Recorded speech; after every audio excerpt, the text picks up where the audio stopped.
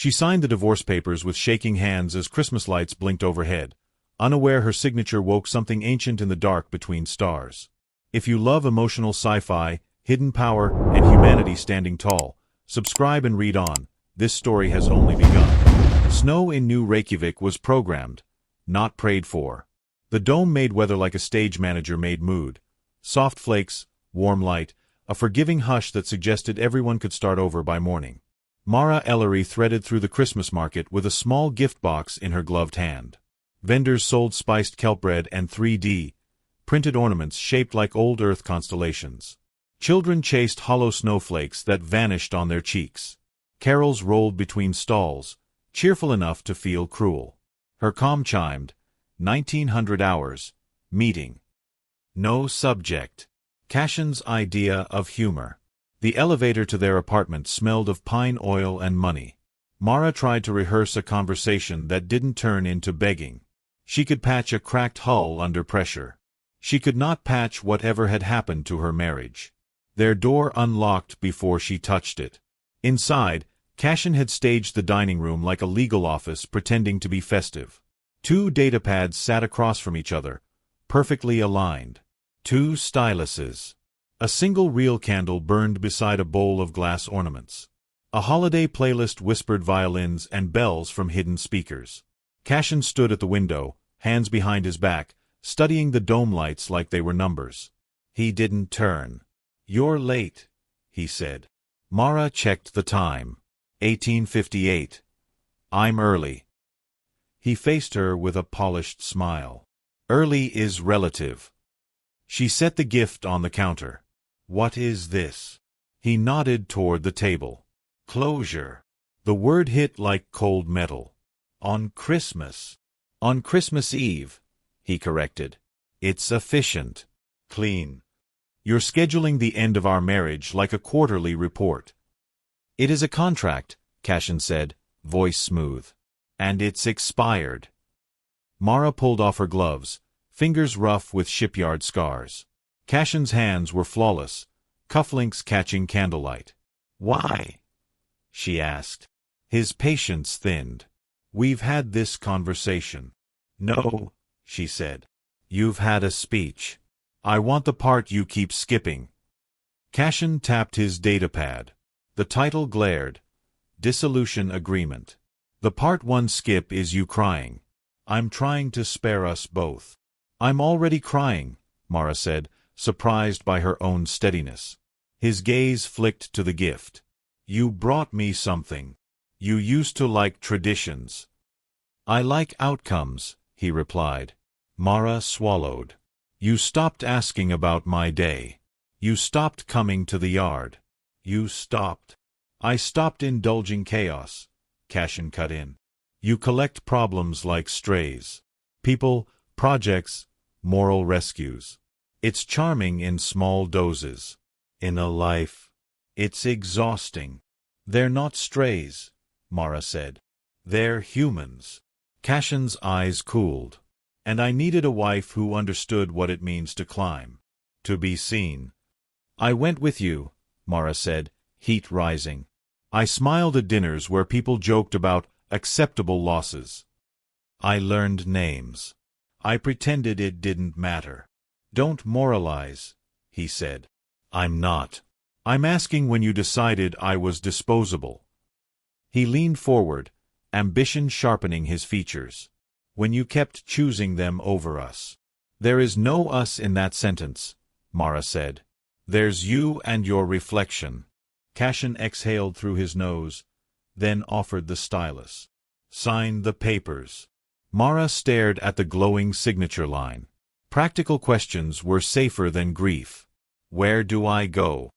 "I arranged housing near the shipyard," Cashin said. "You'll be comfortable."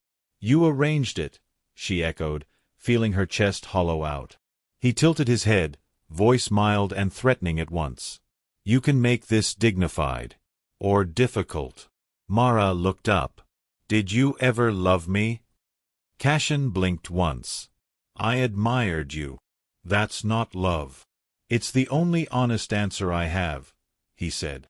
Her vision blurred. She forced it back into focus on the stylus tip. Pain was manageable when it had a purpose. This pain didn't, but she needed the moment to end. She signed. The stylus snagged, tiny resistance, like fabric catching. A sting pricked her fingertip. She lifted it and saw a bead of blood bright against the screen. The data pad pulsed. A glyph unfurled beneath her signature, a ringed star wrapped by a coiling line of light. For half a heartbeat, the room felt heavier, as if gravity had leaned in to listen. The candle flame bent toward the glass. Mara went still. What did I just? Cashin's eyes widened, then narrowed too fast. He covered it with a soft laugh. Static. Cheap firmware. That's not static, Mara whispered. Something low hummed through her bones, like a ship's hull before a jump. The glyph brightened, then sank into the datapad as if swallowed. Across the dome, street lamps flickered. In orbit, a maintenance drone stuttered mid-flight and corrected course. Far beyond Eta 3's moon, a silent beacon, dead for centuries, woke and cried into the dark. The datapad went black. Cashin cleared his throat. It's done. Mara pressed her thumb over her bleeding finger. The sting grounded her. You saw it. I saw you hesitate, he said. Don't dramatize. You signed. We're finished. Finished. Like a file closed. She grabbed her gloves and the gift box, hands shaking so hard she nearly dropped it. Cashin watched with calm that felt practiced. At the door, Mara hated herself for pausing. If you ever needed me, she said quietly, I would have come. Cashin's expression softened into something almost kind, until she recognized it as pity. That's precisely the problem. The door sealed with a final click. In the elevator mirror, Mara saw her own face, red-eyed, jaw tight, a woman trying not to fall apart in public. Above her, the dome's projected snow drifted, bright and careless. Her comm buzzed again. Hull integrity failure. Bay 12. Mara wiped her cheeks with the back of her hand. Of course. She tucked the gift into her pocket anyway, as if kindness could keep her from shattering tonight. Broken things didn't fix themselves. As the elevator descended, she didn't notice the faint warmth under her thumb where blood had touched glass. And in the dark between stars, something ancient turned its attention toward Eta 3 and began to come home. Mara's breath fogged inside her helmet as she crossed Bay 12's gantry, boots ringing on grated metal. Above her, the orbital ring's inner curve glowed like a second horizon, and below it the shipyard sprawled. Cranes, docking arms, salvage rigs, all of it humming with the steady violence of work. A warning klaxon blinked amber along the hull of Turnside, a freighter half-skinned for refit. The ship looked like it had been bitten open, ribbing exposed, wiring bundled like veins, insulation hanging in pale sheets. A cluster of inspectors stood near the access ladder, their body language saying the same thing her comm had: something was wrong, and someone was about to pretend it wasn't. Juno spotted her first. She waved with a wrench raised like a greeting. You look like you got hit by a holiday parade. Mara's laugh came out thin. If I tell you it was paperwork, you'll make it worse. I'll make it better, Juno corrected, then her grin faded as she took in Mara's face. Okay, later. What's the mess? Mara crouched beside the hull seam where stress sensors pulsed red. Microfracture propagation, she said, voice turning professional because professionalism didn't shake. If it's running along the spine, she'll shear under acceleration. Captain says it's cosmetic, one of the inspectors muttered. He wore an HMC badge clipped too cleanly to his collar. Mara looked at him. Cosmetic is paint. This is structure. He lifted a hand. Ellery, we're under schedule. The freighter's contracted to launch. Then it launches dead, Mara snapped, then softened her tone before she regretted it. Show me the last scan. He hesitated. The datapad in his hand stayed against his chest like it was a shield. Juno leaned in, voice low. He's new. Corporate. Thinks Steele cares about deadlines. Mara extended her palm. Scan. The man's jaw tightened. You don't have authorization to. The access panel beside Mara clicked. Everyone froze. The panel should have required a code, a palm print, and a supervisor override. Mara hadn't done any of those things. She hadn't even looked at it. The latch released anyway, with the quiet obedience of a well-trained machine. Juno's eyebrows shot up. That's convenient. Mara stared at her own hand, still empty. I didn't. The HMC inspector took a step back, suddenly cautious. How did you? I don't know, Mara said, and meant it. She shoved aside the unease and reached into the open panel. Wiring bundles ran along the interior like braided ropes. She found the diagnostic port and slid her own reader into place. The screen populated instantly. Too fast. Her reader usually took 10 seconds to handshake with a foreign system. This time it was as if the ship had been waiting. Mara blinked hard. That's not right. Juno peered over her shoulder. What's not right? Everything is talking, Mara said before she could filter it. She shook her head and tried again, slower, forcing herself into routine.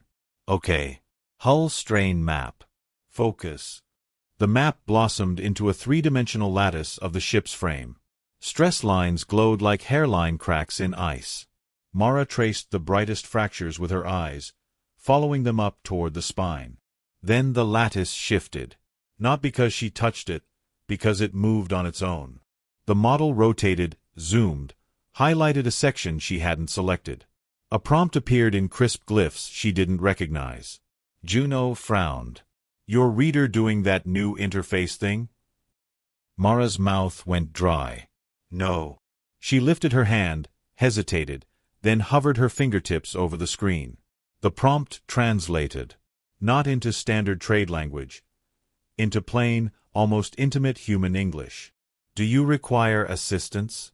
Mara's throat tightened.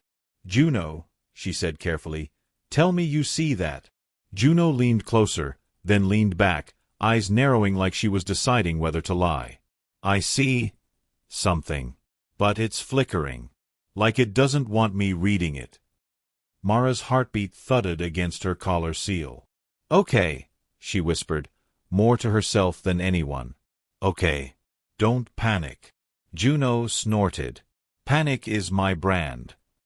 Mara ignored her. Show me the fracture origin point, she said aloud, feeling ridiculous talking to a ship. I need to know where it started. The lattice pulsed. A pinpoint of light appeared near the engine mount, an area that shouldn't have experienced high load during refit. The ship highlighted a bolt cluster and overlaid a probability curve. Mara inhaled sharply. Sabotage. Juno's grin vanished. Someone loosened the mount, or swapped the alloy. Mara's mind raced. If that mount fails during burn, the engine will torque the spine. She'll split. The HMC inspector's voice sharpened. That's a serious allegation. Mara turned on him. It's math. He lifted his chin. And if you delay launch, Helix Meridian takes a penalty. People lose bonuses. Contracts. People die, Mara cut in. Underwriter fines don't matter if your crew becomes a memorial plaque. His comm chimed. He glanced at it, then his posture changed, less argumentative, more attentive. Like someone had just reminded him who paid his wages.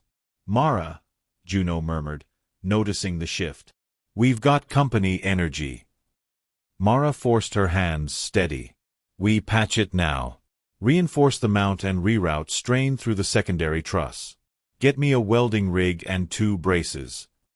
On it. Juno jogged off, barking orders to a crew she didn't officially command. People listened anyway, because she spoke like survival. Mara moved with purpose, sliding along the gantry. Panels opened as she approached, one after another, like doors being held by invisible hands. She tried not to look at them. She descended into the maintenance cavity where the engine mount sat. The air smelled of coolant and old metal. A few techs followed, their helmet lamps bobbing. Lock out the engine, Mara ordered. If anyone spins that turbine while I'm in here, I'll haunt you. A technician chuckled nervously. Yes, ma'am. Mara crouched by the mount. The bolts looked ordinary. That was the problem. She ran a handheld spectrometer over the metal and watched the alloy signature flash. Her stomach sank. This isn't spec. A voice came over her comm, smooth as lacquer. Mara Ellery. Her blood chilled. Cashin never called her by both names unless he wanted her to feel small. She considered ignoring it. Then she pictured him, calm in their apartment, the glyph blooming under her hand like a secret smile. "What?" she said. Cashin's tone carried faint background noise. "An office, not home. I was informed you're delaying a contracted launch." "I'm preventing a catastrophic failure," Mara replied. "Prevent it faster," he said. "Your shipyard's performance is being reviewed." Mara's jaw tightened. "You don't work here."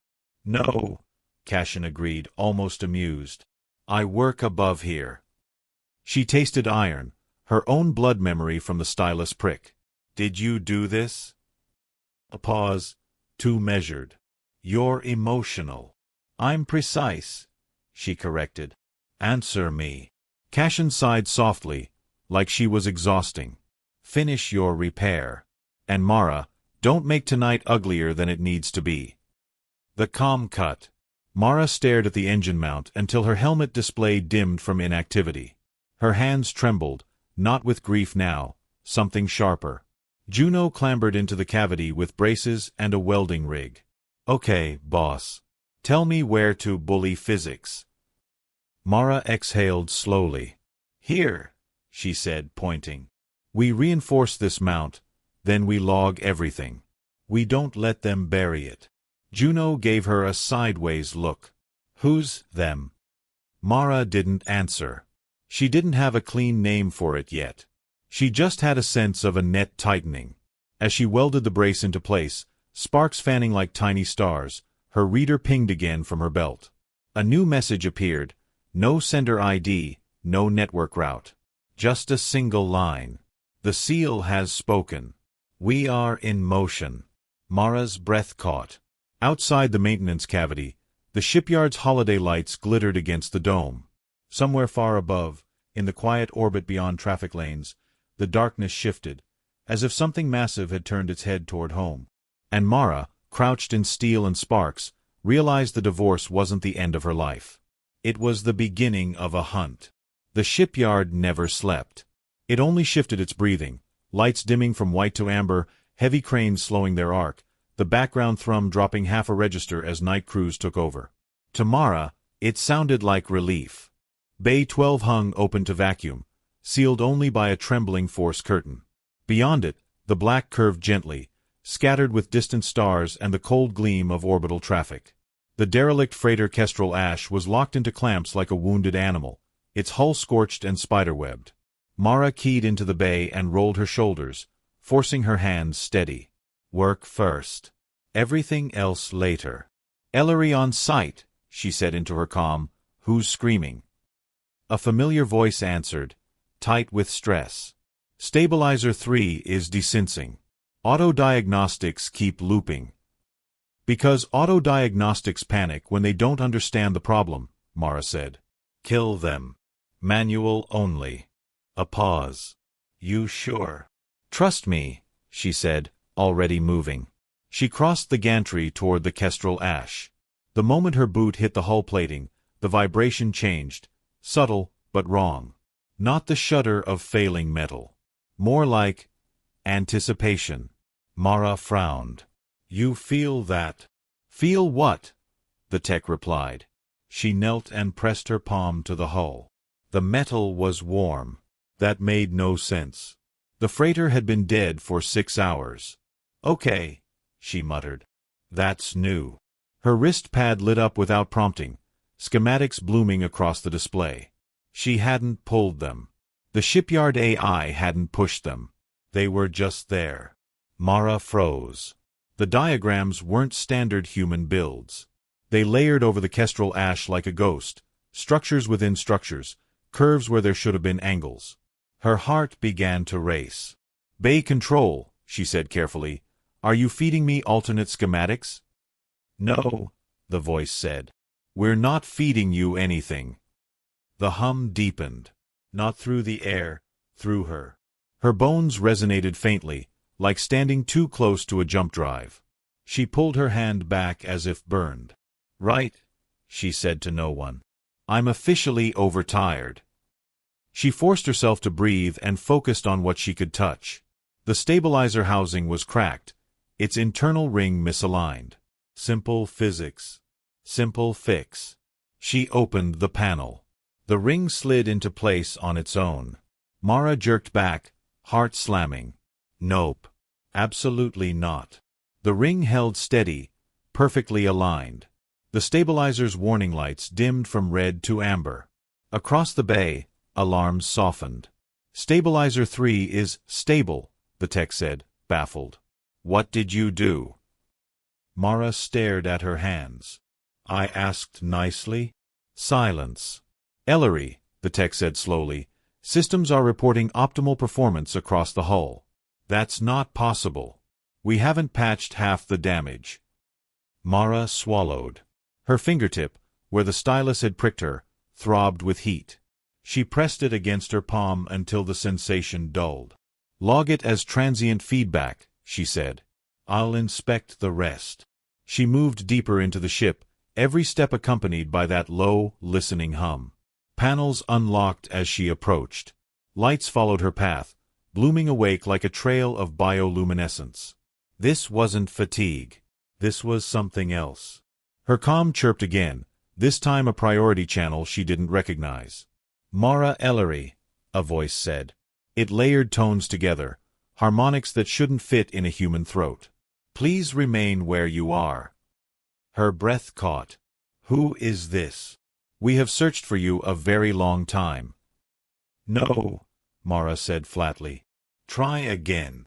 A presence pressed against her awareness. Not invasive, not violent. Curious. Reverent. You bear the sovereign seal, the voice continued. Its awakening has been observed. Mara laughed, sharp and brittle. You've got the wrong person. Incorrect. The lights in the bay dimmed further, then steadied. The force curtain rippled, patterns flowing across it like scales underwater. Juno's voice burst into her calm. Mara? Why is Bay 12 doing that? Doing what? Mara asked, not taking her eyes off the curtain. Everything, Juno said. Cameras are glitching. Traffic control just flagged a spatial anomaly at the edge of the dome. Corporate suits are mobilizing. Badly. Mara closed her eyes. Cashin's calm smile flickered in her mind. The glyph. The way he'd hidden his reaction too quickly. Juno, she said, voice low, if someone asks where I am, I lie, Juno said immediately. Obviously. Mara smiled despite herself. Good. The force curtain parted without warning. Something stepped through that was not a person. Not fully. It was tall, humanoid in outline, wrapped in a sheath of shimmering material that caught the light like oil on water. Its eyes glowed, not harshly, but with depth, like embers buried in snow. The air around it felt denser, charged. The bay fell silent. Mara stood her ground on instinct alone. You're trespassing. The being inclined its head. This world shelters what is ours. I'm not property, Mara snapped. A pause. Then, astonishingly, the being lowered itself, one knee to the deck, head bowed. I do not claim you, it said.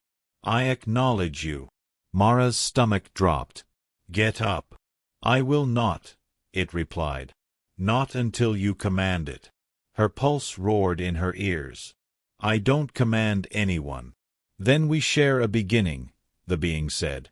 I am an emissary of the draconic sovereignty. And you? No, Mara said louder now. Stop. I don't want titles, destinies, or whatever story you think you're in. The emissary rose anyway, slow and careful. Want is irrelevant. Choice is not. Footsteps echoed at the bay entrance. Security teams in Helix Meridian Black, weapons drawn, faces tight with urgency. Cashin's people. Juno's voice hissed in her ear. Mara, You've got company. Corporate. The emissary turned its glowing gaze toward them. They should not be here. Mara's fear crystallized into something colder. Protective. They're human, she said. That means this stays my problem. She met the emissary's eyes. You want to talk? Then help me get out of this without anyone dying. The being studied her, something like approval flickering through its alien expression. As the air commands, it said softly. Mara didn't correct it. Not yet. Behind her, the kestrel ash's hull thrummed, alive, attentive. Far beyond the dome, ancient engines adjusted their course. The galaxy had noticed her. And it wasn't looking away. The first thing Mara noticed was how carefully they walked. Corporate security moved like they owned the floor, measured steps, muzzles angled down but ready, eyes never still. They poured into Bay 12 in 2s and 3s, black coats over armored rigs, Helix Meridian logos muted to look tasteful. Predators dressed for a boardroom. Cashin trained them well. Ellery, the lead officer called, voice amplified just enough to carry. This bay is under corporate authority. Step away from the vessel and place your hands where we can see them. Mara didn't move. She stood between the emissary and the ship, heart hammering, mind racing. The kestrel ash hummed under her boots, the vibration deep and steady, like reassurance. You don't have authority here, she said. This is a public shipyard. The officer smiled thinly. Emergency clauses apply. Behind her, the emissary tilted its head. They speak in falsehoods. I know, Mara muttered. Louder, she said. What's the emergency? The officer's gaze flicked, just once, to the emissary. Fear bled through his professionalism. You are in possession of restricted technology. Mara barked a humorless laugh. I'm standing next to it, not holding it. Step aside, he said. Now. Juno's voice crackled in her ear. Mara, I've got half the yard watching this feed. Also, I rerouted the cargo drones like you taught me. Good, Mara said.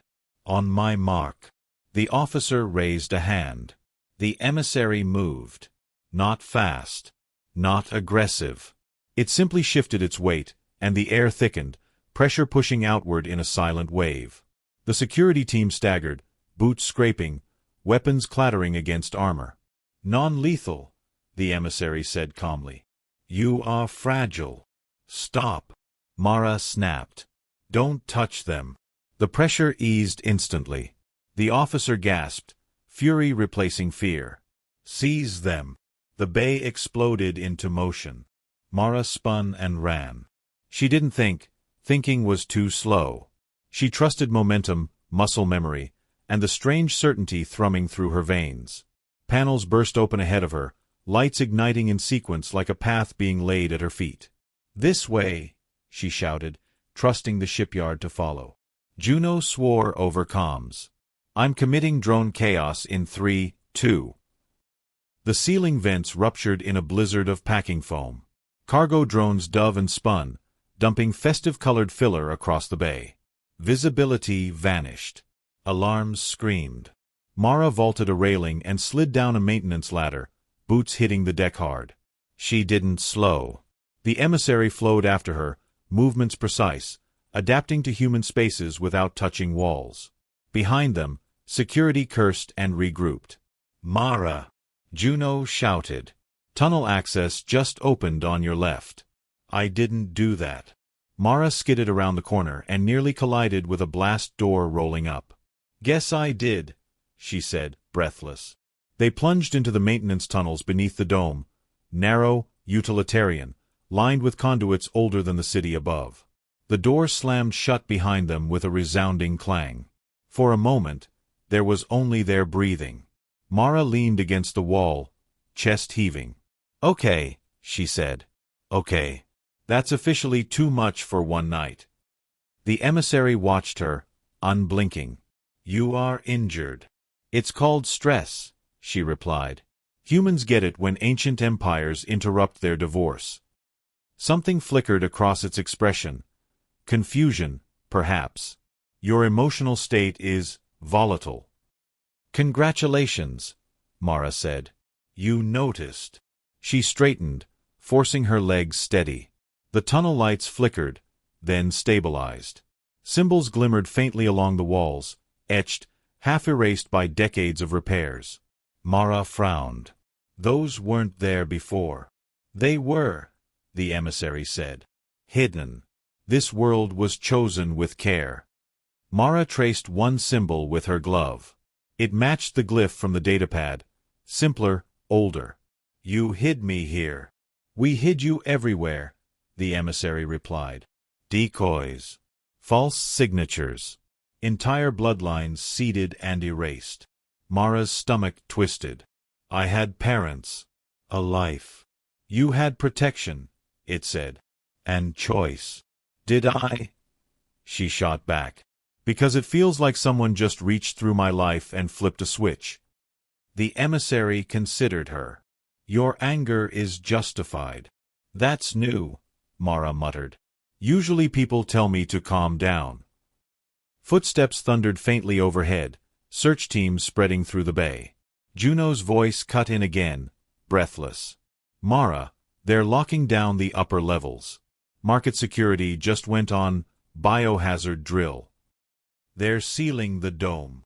Mara's blood ran cold. There are families up there. Thousands, Juno said. And I don't like the way corporate is smiling. Mara closed her eyes for half a second. The hum inside her steadied, focused, like a tool aligning in her hand. We can't stay underground, she said. We need to move through the city. The dome is compromised, the emissary said. Extraction is advised. No, Mara said instantly. Not if it means abandoning everyone else. The emissary studied her, then inclined its head. Then we adapt. The tunnel ahead brightened, revealing a junction that shouldn't have existed, an old colony transit line, long sealed. Its doors slid open with a sigh of ancient hydraulics. Mara stared. I didn't even know this was here. Few did, the emissary said. Fewer still could open it. Mara stepped inside, heart pounding. The air smelled of dust and forgotten oil. Old signage flickered to life as she passed, displaying maps that overlaid perfectly with the modern city. They built this place with you in mind, she whispered. They built it with hope, the emissary corrected. The transit car lurched, then glided forward, silent as a thought. Above them, the city shifted into lockdown, holiday music cutting abruptly, lights dimming to emergency blue. Mara's calm buzzed again. Cashin's voice slid into her ear, smooth and infuriatingly calm. You're making this very public. You made it personal, Mara said. You don't understand what you are, he replied. But I do. And I can keep you safe. She laughed, low, dangerous. You couldn't keep a marriage. A pause. Then steal. Come to the Meridian Tower. Voluntarily. This ends quietly. Mara looked at her reflection in the transit window. Tired, furious, alive in a way she'd never been. No, she said. This ends honestly. She cut the channel. The transit car accelerated, carrying them toward the heart of the city. Above, hunters spread through streets dressed in holiday colors, smiling as they sealed exits and raised weapons. And beneath the dome's artificial stars, Mara Ellery stopped running from the truth. If they wanted her, they would have to face her, and everyone she refused to leave behind. The transit car slowed without warning, gliding into a station that shouldn't have existed. Its walls were smooth stone and alloy fused together, not the utilitarian steel of modern ETA 3. Light came from no visible source, a soft amber glow that seemed to breathe. Old colony markings lined the platform, half symbol, half script, etched deep, then worn smooth by time. Mara stepped out slowly. This place is wrong, she said, in the comforting, deeply suspicious way. The emissary followed, its presence bending the space around it like heat shimmer. This station predates your city. It was sealed when your kind forgot how to listen. Mara glanced back at the tunnel. Corporate teams won't find us? They will not see what does not answer them. That's not comforting, she muttered. The station's central chamber opened ahead, wide and circular. At its center stood a low plinth, bare, unadorned. No throne, no weapons. Just a surface worn by use. Mara felt the hum in her blood sharpen, coalescing into something almost familiar. Her comm buzzed again. Juno. Mara, Juno whispered, voice tight. They've sealed the market, calling it a containment precaution. People are scared. Media's locked out. Mara clenched her jaw. I'm on my way. Keep them calm. How? Mara looked at the emissary, then at the plinth. Tell them the truth, she said quietly. Tell them we're not abandoning them. Juno hesitated. That's a big promise. I don't make small ones. She cut the channel and turned to the emissary.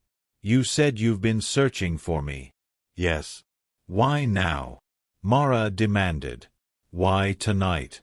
The seal responds to volition, the emissary said. You signed away a bond that constrained you. The act was not loss, it was declaration. Mara absorbed that slowly. You're saying my divorce was a key? Yes. She let out a sharp breath, half laugh, half sob. Of course it was. The hum surged. The plinth responded, lines of light tracing across its surface, forming the same coiled glyph she'd seen on the datapad. It pulsed once, then steadied. Mara took an involuntary step back. I didn't agree to this. No heir ever does, the emissary replied. Agreement comes later. The air changed. Pressure settled into the chamber, not crushing but immense, like standing beneath a mountain that had just decided to notice you. The lights dimmed further, amber sliding into deep gold. Mara's breath caught. What is that? The emissary turned and lowered its head. He comes. Space folded inward at the far edge of the chamber, not tearing, not exploding. Simply making room. A figure emerged. He was enormous, even in a restrained form, taller than any human, broader, his presence filling the chamber like gravity. His armor looked grown rather than forged, dark and iridescent, etched with lines that glowed faintly like embers beneath ash. His eyes burned with ancient light, but there was no rage in them. Only weight. Mara's knees threatened to buckle. She locked them out of pure stubbornness. The figure stopped several paces away and studied her in silence. The hum in her blood resonated, answering something deep and old. And the Dragon King knelt. Metal and stone met the floor with a sound that echoed through Mara's chest. His head bowed, massive frame folded in a gesture so deliberate it stole the air from the room. The emissary followed suit instantly. Mara stared, shock cutting through fear. No, she said hoarsely. No. Get up. The Dragon King did not move. You kneel before no one, she said, voice rising. I don't know you. I didn't ask for you. And I will not have this. Slowly, carefully, the Dragon King lifted his head. His voice, when it came, was deep and resonant, layered with harmonics that vibrated through bone. You command, he said. And so I rise. He stood. Mara swallowed hard. That was not an order. It was, he replied gently. You spoke with authority you do not yet recognize. Her pulse thundered. I'm not your queen. No, the Dragon King said. You are my daughter. The word hit harder than any weapon. Mara shook her head. You're wrong. I am not, he said without pride. But you are allowed to deny it. That stopped her. Allowed. I hid you to save you, the Dragon King continued. I scattered your signature across the stars and buried you among humans, because your kind raises children who choose themselves. Mara's chest burned. You erased me.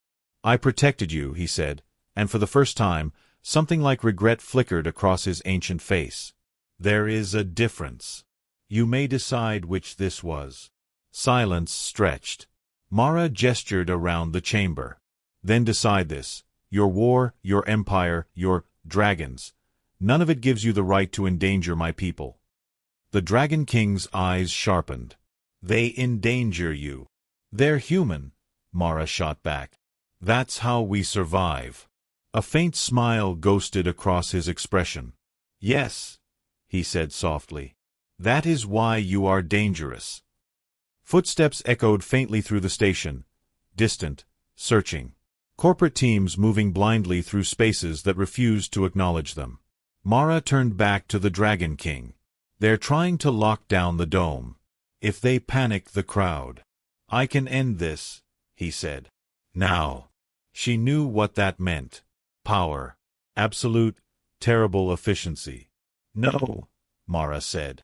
You can help me end it. He regarded her, curious. Explain. You don't burn a city to save it, she said. You hold it together long enough for people to breathe. The Dragon King studied her as if seeing something entirely new. You speak like a sovereign who does not crave rule. I don't want a throne, Mara said. I want people safe. The hum in the chamber shifted, lower, steadier. Approval? Recognition? Very well, the Dragon King said. Then show me how humans do this. Mara exhaled, relief and terror tangling together. First, she said, you stop kneeling. Second, you help me get back into the city without anyone knowing you're there. That will require restraint, he warned. Good, Mara said. I'm very good at forcing restraint on powerful things. The emissary tilted its head. You threaten gods with ease. I work with unstable reactors, Mara replied. You're just louder. For the first time, the Dragon King laughed. It shook the chamber, warm and low, like distant thunder. Come, daughter of humanity, he said. Let us protect what you love. Mara stiffened at the title, then nodded once. Above them, New Reykjavik trembled under false alarms and smiling hunters. Beneath it, an ancient king followed a woman who refused to rule by fear. And for the first time in centuries, the sovereignty changed course, not toward conquest, but toward a city lit with Christmas lights, where humanity waited, stubborn and unbowed. Meridian Tower cut through the dome like a blade of glass, its upper floors vanishing into projected snowfall. From a distance it looked festive, golden light, tasteful wreaths, a public atrium filled with music and carefully curated cheer. Close, it looked like control. Mara stood in a service corridor 2 blocks away, watching the tower through a maintenance viewport. The Dragon King remained out of sight, folded into a distortion field that bent light and sound away from him. The emissary stood beside her, still as sculpture. They want me there, Mara said. Which means they've already decided how this ends. Yes, the emissary replied. Cashin Voss has designed a narrative. Mara's jaw tightened. He always does. Her comm buzzed, Juno again, voice tight with urgency. Mara, orbital control just flagged a stabilizer fault on Platform C. They're saying it's random. Mara's blood ran cold. It's not. Thought so, Juno said. If that ring goes unstable. It rains debris, Mara finished. Right onto the market. Silence stretched. Then Juno swore. He's forcing you to choose. Mara closed her eyes for a moment. She pictured the dome plaza, vendors, kids with glowing scarves, people who had no idea how close the dark was pressing. I'll take the bait, Mara said. The emissary's head snapped toward her. You must not. I'm not surrendering, Mara replied. I'm stealing his leverage. The Dragon King's voice flowed into her mind through the distortion field, deep and controlled. You walk willingly into danger. Yeah, Mara thought back, pulse steadying. That's kind of my thing. She opened a channel and pinged Cashin. He answered instantly, as if he'd been waiting. Mara, your stabilizer is going to fail, she said. You should call it off. A pause. Then a smile in his voice. You noticed. I hoped you would. You'll kill people. No, Cashin replied. You'll save them. Publicly. Heroically. And then you'll come upstairs, and we'll talk like adults. Mara let out a slow breath. You're not as smart as you think you are. You're emotional, he said, which makes you predictable. She cut the channel. Juno, Mara said, I need you at Platform C. Don't fix anything yet. That feels wrong. Trust me. Mara turned to the emissary. Get me access to Platform C's control spine. Quietly. The emissary inclined its head. It will be done. And you, Mara said, glancing toward where the Dragon King hid from sight, stay invisible. If you show yourself now, Cassian panics. As you command, came the reply. Not submissive, but respectful. Minutes later, Mara stepped onto Platform C. The stabilizer ring shuddered visibly, a slow oscillation building toward disaster. Engineers scrambled, arguing over diagnostics that refused to make sense. Corporate overseers barked orders, all confidence and no comprehension. Mara moved straight through them. Ellery, you don't have clearance, someone started. I have gravity, she said, already kneeling by the control spine. Her fingers brushed the interface. The world narrowed. The hum in her blood aligned with the platform's vibration. She didn't override the system. She listened. The stabilizer wasn't failing randomly. It was being forced, tiny adjustments nudging resonance toward collapse. Cassian wanted a spectacle. Juno, Mara said calmly. Now. Across the platform, Juno yanked a manual cutoff. The oscillation spiked, then froze, locked in place by a counterforce that shouldn't have existed. Mara spoke without thinking. Hold. The platform held. Every display in the control room flatlined into perfect equilibrium. Engineers stared, mouths open. Mara exhaled, sweat beading at her hairline. There. No debris. No panic. Her calm chimed again. Cassian's voice was sharp now. How did you do that? By not needing to own it, Mara replied. I'm coming up. Meridian Tower's upper floor was all glass and curated quiet. Cassian waited near the window, hands folded, city lights reflecting in his eyes. You always did like dramatic entrances, he said. Mara stopped several paces away. You sabotaged a platform. I created an opportunity, Cassian corrected. For you. For me to prove your point. For you to accept it, he said, spreading his hands. You are extraordinary. And extraordinary things need structure. Guidance. Someone willing to make hard choices. Mara laughed softly. You mean someone willing to make other people pay? Cassian's smile thinned. I can protect you. Protect them. The sovereignty, Helix Meridian. We can make this orderly. By owning me, Mara said. By partnering, he insisted. You don't belong in tunnels and shipyards anymore. She stepped closer, eyes steady. That's where I learned who I am. Cassian's gaze sharpened. You think I don't see what you're becoming? I think you only see value, Mara said. Not cost. Behind the glass, the city lights flickered as systems subtly realigned. Quiet, unseen corrections spreading through infrastructure like a held breath being released. Cassian followed her gaze, uneasy. What did you do? I took away your threat, Mara said. And your audience. His jaw clenched. You can't do this alone. I'm not, she replied. The air behind her shifted. The distortion field dropped.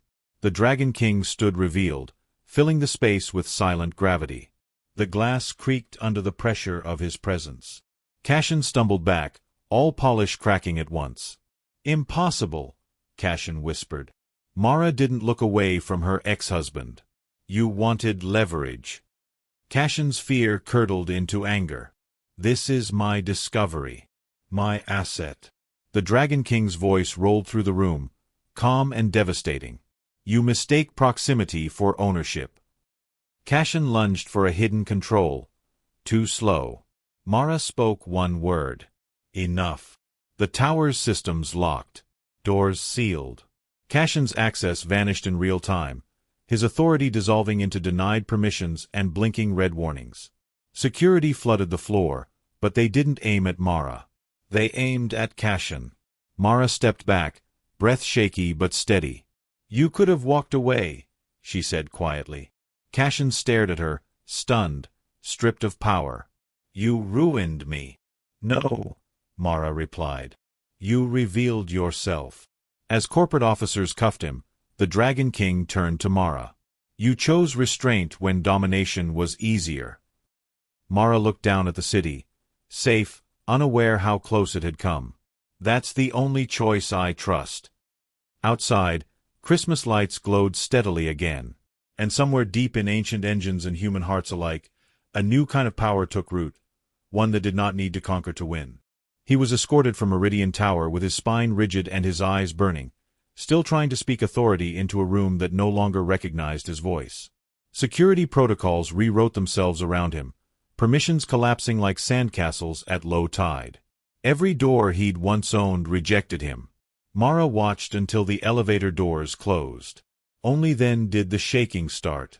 She leaned one hand against the glass wall, breath shallow, pulse loud in her ears. The city below looked unchanged, holiday lights steady, transit flowing, people moving in ignorant safety. The normalcy felt unreal, like a carefully preserved illusion. "You held," the Dragon King said behind her. "Even when fear pressed you." Mara didn't turn. "I didn't feel brave." "Courage rarely announces itself," he replied. "It simply refuses to step aside." She finally faced him. Up close, his presence was overwhelming. Not violent, not domineering, but vast. Like standing too near an ocean and realizing it could swallow continents if it chose. "You could have ended this faster," she said. "One command, one display of power. They would have scattered." "Yes," he agreed. "And tomorrow they would have feared you." Mara swallowed. "They already fear enough." The Dragon King studied her in silence. The emissary stood several paces back, witness rather than participant. "You disappoint many of my kind," the Dragon King said at last. Mara's shoulders stiffened. "I can live with that." A faint smile touched his expression. "You should know, those you disappoint are the ones who wanted you to rule as we once did." "By force," Mara said. "By inevitability," he corrected. "The strong shaping the weak, because they can." Mara thought of the shipyard. Of Juno rerouting drones without orders. Of an old man organizing strangers into calm. Of herself welding braces while her life burned down around her. "That's not strength," she said. "That's laziness with better weapons." The emissary inhaled sharply, clearly unsettled. The Dragon King's gaze sharpened, not angry, but intent. "You speak treason in an empire built on conquest." "I speak maintenance," Mara replied. "Things break when you push them too hard. Empires included." Silence fell again, heavier than before. Far below, emergency alerts across the dome quietly downgraded. Corporate lockdowns dissolved into explanations about system tests. The city exhaled. Mara's calm chimed. "Juno." "Mara," she said, voice thick with relief, "the market's reopening. People think it was a drill. Nobody got hurt." Mara closed her eyes. "Good. They're calling you a hero," Juno added. "Media's spinning already." Mara winced. "I didn't do it alone." "Never said you did," Juno replied. "But listen, corporate's scrambling. They're scared." "They should be," Mara said softly. She cut the channel and looked back at the Dragon King. "What happens now?" "Now," he said, "you choose." The word carried weight. "The sovereignty will not ignore this," he continued. "Some will demand your return. Others your death. A human-raised heir terrifies them." "Good," Mara said. "They should sit with that." The emissary shifted. "Your existence destabilizes ancient accords." "Then they needed destabilizing," Mara shot back. The Dragon King raised a hand, not in warning, but in acknowledgement. You may claim the throne, he said. Stand beside me. Command fleets. Rewrite the galaxy by will. Mara pictured it, stars bending, orders echoing across systems, fear enforcing peace.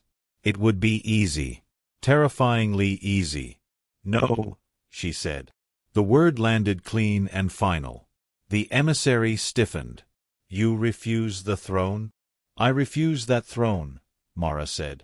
The one built on hierarchy and hunger. The Dragon King's eyes searched her face. Then what do you claim? Mara took a breath. This part mattered. I'll be your heir, she said slowly, but not your weapon. Not your ruler by blood alone. I'll stand as a custodian. A check. A bridge. The Dragon King said nothing. You want my loyalty? Mara continued. Then the sovereignty protects those weaker than itself. No forced compliance. No acceptable losses. You break that, you lose me. The emissary looked horrified. That is not how. The Dragon King silenced it with a glance. And you, Mara added, meeting his ancient eyes, don't get to kneel to me. Not ever again. A long moment passed. Then, slowly, deliberately, the Dragon King inclined his head, not in submission, but in respect. You would bind us with conditions, he said. That is unprecedented. So was hiding your kid among humans, Mara replied. You seem flexible when it counts. A low sound rumbled from him, not laughter this time, but something deeper. Acceptance, perhaps. Very well, he said. We will try it your way. Mara's chest loosened, tension bleeding out in a shaky breath. You'll hate it. I already do, he admitted. Which is how I know it may be necessary. Outside the tower, enforcement craft repositioned, not to threaten, but to observe. Draconic signatures adjusted course in distant orbits, ancient minds reassessing what sovereignty meant. Mara stepped back toward the glass wall and looked out at the city again. Snow drifted in lazy patterns beneath the dome, lights reflecting off white streets and crowded plazas. She felt tired to the bone. Also, steady. I'm not staying in a palace, she said. I have a job. The Dragon King regarded her. You would return to salvage and inspections. Someone has to keep things from falling apart, Mara replied. He considered that. Then you will need authority without dominance. Mara smiled faintly. Welcome to being human. The emissary bowed its head this time, not because it had to, but because it was learning. Below them, Christmas music swelled again in public squares. People laughed, hugged, complained about false alarms. Life continued. Fragile, stubborn, worth everything. Mara rested her forehead against the cool glass. She hadn't asked to be a dragon's daughter. But she would decide what that meant. And for the first time since signing her name on a piece of glass, she felt something solid settle inside her. Not power, not destiny. Responsibility. Chosen freely. The Dragon King did not leave. That alone unsettled the sovereignty more than any declaration could have. High above Eta 3, draconic vessels adjusted their orbits in cautious silence. None descended. None departed. They waited, an ancient civilization holding its breath while one human woman rewrote the meaning of inheritance. Mara felt it even before the emissary confirmed it. A tension, layered and immense, brushing the edge of her awareness like distant gravity. They are watching, the emissary said quietly. Good, Mara replied. Let them learn something. Meridian Tower's emergency lighting dimmed back to its curated gold as systems fully normalized. Corporate authority evaporated in real time. Helix Meridian's private channels were seized, contracts frozen pending investigation. Cashin Voss was no longer a man of consequence, just another executive whose ambition had finally outpaced his leverage. Mara didn't spare him another thought. She walked out onto the tower's open observation deck, the artificial snow drifting down around her boots. The city spread below, alive, oblivious, stubbornly human. Street vendors reopened carts. Children chased projected snowflakes again. Someone restarted the music system, and a carol stumbled back into life, imperfect and sincere. The Dragon King joined her, his presence softened but no less immense. "You anchor yourself to them," he observed. Mara didn't look away from the city. "Someone has to." "In my time," he said, "rulers anchored themselves to fear. It was efficient." "So is fire," Mara replied. "Doesn't mean you use it indoors." A long pause followed. "When I hid you," the Dragon King said, "I believed I was preserving my bloodline. I see now that I preserved something else." Mara finally turned. "Say it." He met her gaze. No command in his eyes, no expectation of obedience. Only truth. "I preserved your ability to refuse us." The words landed heavily. The emissary shifted uneasily. "Sovereign, the Clades will object." "I know," the Dragon King said. "They already are." As if summoned by the admission, the air shimmered. A projection bloomed between them, an assembly chamber vast beyond scale. Draconic figures appeared in layered holograms, each radiating power and ancient authority. Their voices overlapped, sharp and controlled. "She is untested. She is compromised by sentiment. She places lesser lives above strategic necessity. She is human." Mara folded her arms. "You say that like it's an insult." The chamber quieted. The Dragon King stepped forward, placing himself, not beside her, but slightly behind. The gesture was unmistakable. "She is my heir," he said, "and she stands by choice." A murmur rippled through the Clades, unease, disbelief, anger. "One raised without discipline cannot rule," a voice hissed. Mara spoke before the Dragon King could answer. "Then don't make me rule," she said plainly. "Make me accountable." Silence crashed down. Accountability was not a draconic word. It had no clean translation. It implied limits, mutual obligation, consequence. The Dragon King watched her closely. "Explain." Mara took a breath. This mattered more than anything she'd said tonight. "You built an empire that endures because it's strong," she said. "Humans build systems that endure because they're questioned. I'm not here to command you. I'm here to stop you from becoming what you used to be." Outrage flared across several projections. "You dare." "I do," Mara said, voice steady. "Because you trusted me enough to hide me. Because you're tired enough to listen." The Dragon King raised a hand. The chamber stilled. "She speaks as one who has held failing structures together with bare hands," he said. "You fear her restraint because it limits you." The projections shifted, discomfort spreading. "One heir cannot reshape eternity," a Clade protested. "No," the Dragon King agreed. "But she can change direction." He turned to Mara. "If you walk this path, you will be opposed, tested, undermined." Mara nodded. "I'm human." "That's Tuesday." A flicker of something, amusement perhaps, passed through the chamber. The Dragon King addressed the Clades once more. "The sovereignty will honor her conditions. Protection before domination. Preservation before expansion." Several projections dimmed, severing their connections in silent protest. Others remained. Mara exhaled slowly. "That's better than I expected." The projection faded, leaving the observation deck quiet again. Juno's voice broke in over Mara's calm, warm and incredulous. "So, I'm hearing rumors you just rewrote interstellar politics." Mara smiled faintly. "I told them to stop breaking things." "Of course you did," Juno said. "Listen, people are lighting candles in the plaza. They think tonight was about surviving something together." Mara's chest tightened. "They're right." She ended the call and leaned against the railing, watching the lights below cluster into living patterns, human constellations, fragile and bright. "You belong here," the Dragon King said, not as a claim, but as recognition. "For now," Mara replied.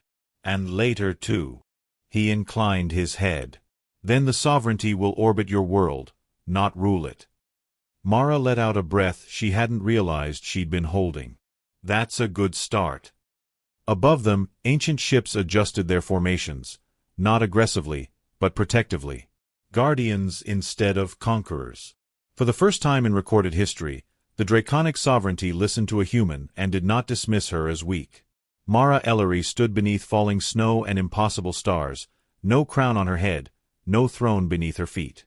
And the galaxy bent, not in fear, but in consideration. One chapter remained, not of conquest, but of home. Morning came softly to New Reykjavik. The dome's night cycle faded into pale gold, artificial snow slowing until it seemed to hover, reluctant to touch the ground. Emergency alerts were gone, replaced by apologetic civic notices about unexpected systems testing and vouchers for free drinks at the markets. Humanity's favorite coping mechanism, normalcy, reasserted itself with stubborn grace. Mara woke on Juno's couch, wrapped in a blanket that smelled faintly of machine oil and cheap detergent. Her body ached in the deep, honest way that followed a night of holding too much together. For a moment, she forgot. Then she remembered everything at once. The glyph, the chase, Cashin's face when his authority vanished, the Dragon King's impossible gravity, the way the stars themselves seemed to pause and listen. She sat up slowly. Juno was already awake, perched on a chair with a mug the size of a helmet. "You snore," she said without preamble. Mara blinked. "I do not." "Like a dying air filter," Juno replied cheerfully. "Festive, though." Mara rubbed her face and laughed, quiet, disbelieving. "Did we win?" Juno considered that. "Nobody's dead. The city's intact. Corporate's in freefall. And there's a very large, very scary fleet parked in high orbit that hasn't blown us up." She raised her mug. "So yeah, I'd call that a win." Mara leaned back, letting the tension drain. "Good." They sat in companionable silence for a moment, listening to the city wake. Somewhere nearby, someone was arguing cheerfully with a food printer. Somewhere farther off, carols resumed with more enthusiasm than skill. Juno studied her over the rim of her mug. "So, dragon royalty." Mara groaned. "Please don't say it like that." "Too late," Juno said. "Already in my head forever." "I'm not royalty," Mara said, more firmly than she felt. "I didn't take anything." Juno shrugged. "You don't have to take a crown to change the rules." That settled heavier than Mara expected. Her calm chimed. Not with an alarm. Not with a priority override. With a polite request. Incoming transmission. Orbital non-human source priority. Consensual. Mara stared at it, then huffed. "They're learning." She accepted the call. The Dragon King appeared, not as a towering projection this time, but scaled down, contained within the limits of the room. Even so, his presence pressed gently at the edges of perception, like standing near something vast and patient. "Good morning," he said. Mara snorted. "You know it's Christmas." "Yes," he replied. "I am told this is a day of chosen bonds." Juno coughed loudly and pretended to examine the ceiling. Mara smiled despite herself. "It is." "The sovereignty has begun withdrawal from aggressive posture," the Dragon King continued. "Your conditions are being debated." "That sounds ominous."